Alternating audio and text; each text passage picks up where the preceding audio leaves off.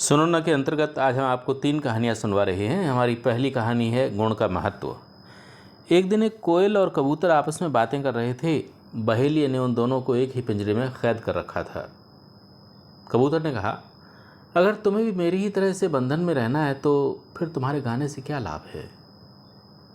हो सकता है कि तुम्हें अपने मधुर स्वर पर बड़ा अभिमान हो, लेकिन मेरा ख्याल है कि तुम्हारे मधुर स्वर का कोई मूल्य नहीं है। ये कहना ठीक नहीं है दोस्त। मेरे स्वर की मधुरता ने ही एक बार मेरी जान बचाई है। कोयल ने बताया, एक बार मेरे साथ एक दूसरा कबूतर रहता था। बहेलिये ने अपने कुछ अतिथियों के लिए उसे मारकर भोजन बनाने की योजना बना रखी थी। रात बहुत अंधेरी थी। बहेलिये की पत्नी आई और मुझे पकड़कर मारने के लिए ले गई, परंतु वो जैसे ही मुझे मारना चाहती थी मैं गाने लगी और मेरे दोस्त, मेरे गाने के कारण ही उसे अपनी गलती का पता चला। मेरी जान बच गई, वरना अंधेरा इतना ज़्यादा था कि उसने मुझे कबूतर समझकर मार ही दिया होता और मैं गाने के लिए जीवित ही नहीं बचती। बेचारा कबूतर ये सुनकर खामोश हो गया। मतलब ये कि विपत्ति के समय बुद्धि ही काम देती है। हमारी आज की दूसरी कहानी है झूठी हमदर्दी। एक वृक्ष के नीचे एक सूरी बैठी थी। सूरी के साथ उसके छोटे छोटे बच्चे भी थे। वो अपने बच्चों को दूध पिला रही थी। तभी उधर से एक लोमड़ी गुजरी। लोमड़ी बड़ी चालाक थी। सूरी तथा उसके नन्हे नन्हे और कोमल बच्चों को देखकर उसके मुंह में पानी आ गया। वो उन बच्चों को बड़े गौर से देखने लगी। सोचने लगी, काश मैं इनमें से एक को खा पाती।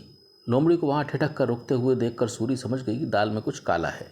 ये चालाक लोमड़ी अवश्य यहाँ किसी विशेष मकसद से रुकी है। इधर लोमड़ी सूरी के बच्चे को खाने की योजना बनाने लगी। कुछ देर के पश्चात थोड़ा सोचकर उसने सूरी की तरफ अपनी लच्छेदार और चाशनी में लिपटी बातों का जाल फेंका। बहन, तुम्हारे बच्चे बड़े खूबसूरत हैं, कितने प्यारे लग रहे हैं। ये इतने सुंदर हैं कि मेरा जी चाहता है कि मैं यहीं बैठी इन्हें देखती रहूं। तुम एक काम क्यों नहीं करती? इन्हें मेरी निगरानी में छोड़ के कहीं घूमने क्यों नहीं चली जाती? सूर्य ने लोमड़ी की बात ध्यान से सुनी और बोली, अपना सहयोग देने के लिए तुम्हारा बहुत बहुत धन्यवाद बहन, लेकिन मुझसे कुछ कहने से पहले मैं चाहती हूँ कि तुम स्वयं इस दरियादिली का उदाहरण पेश करो। अपने बच्चों को किसी शेर की निगरानी में छोड़ के घूमने चली जाओ। अगर तुम ऐसा करके दिखा सकती हो तो मेरे बच्चों की देखभाल करने के लिए कभी भी आ सकती हो।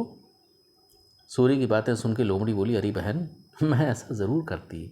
यदि मेरे बच्चे होते तो जाओ, पहले बच्चे पैदा करके माँ बनो, उसके पश्चात अपने बच्चों को किसी शत्रु के घर छोड़कर जाना। तब तुम्हें पता चलेगा कि अपने बच्चों को कैसे किसी के पास छोड़कर जाया जाता है। ये सुनकर लोमड़ी ने तिरछी नज़र से सूर्य को देखा और भुनभुनाती हुई आगे बढ़ गई। मतलब ये कि धोखेबाज हमदर्दों से हमेशा सावधान रहना चाहिए। हमारी आज की तीसरी कहानी है दुष्ट पर भरोसा। एक दिन एक चरवाहा हरे भरे मैदान में अपनी भेड़ें चरा रहा था। तभी उसकी नज़र एक भेड़िए के बच्चे पे पड़ी। उसे उस भेड़िए के बच्चे पे दया आ गई। वो उसे उठाकर अपने घर ले आया और उसे किसी बच्चे की तरह से पालने पोसने लगा। कुछ ही समय में भेड़िए का बच्चा बड़ा होकर जवान भेड़िया बन गया। अब चरवाहा भेड़िए को अपने भेड़ों की रक्षा करने के लिए रखवाली पे छोड़ देता और ख़ुद जंगल में लकड़ियाँ बीनने चला जाता। ये सब वो अपनी आमदनी बढ़ाने के लिए करता था। लेकिन कुछ दिनों बाद उसने देखा कि शाम को जब भेड़ों का झुंड घर वापस लौट के आता है तो हर रोज़ उनमें से एक भेड़ कम हो जाती है। इस तरह भेड़ों की संख्या रोज़ कम होती चली जा रही थी। चरवाहे को इसका कारण कुछ समझ में आया नहीं, मगर जब धीरे धीरे भेड़ों की संख्या काफ़ी कम होने लगी तो उसने छुपकर भेड़िए का पीछा करने का निश्चय किया। वो इस समय रहस्य से पर्दा उठाने का दृढ़ निश्चय कर चुका था। उसने कुल्हाड़ी ली और भेड़िया का दूर से पीछा करने लगा। भेड़ों का झुंड चरागाह पहुंच गया। चरवाहा वहीं पेड़ पर चढ़कर पत्तों की आड़ में बैठ गया छुपकर। दोपहर के वक्त भेड़िए ने एक भेड़ को गर्दन से पकड़ा और घसीटता हुआ उसी पेड़ के नीचे ले आया जिस पे चरवाहा छुपा हुआ बैठा था।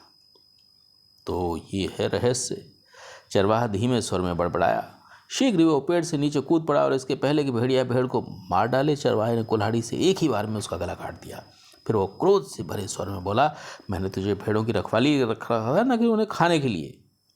मतलब ये कि दुष्ट से दया की आशा नहीं करनी चाहिए। तो ये थी हमारी आज की 3 कहानियाँ। सुनो ना के अंतर्गत हम आपको अगली बार और नई कहानियाँ सुनवाएंगे।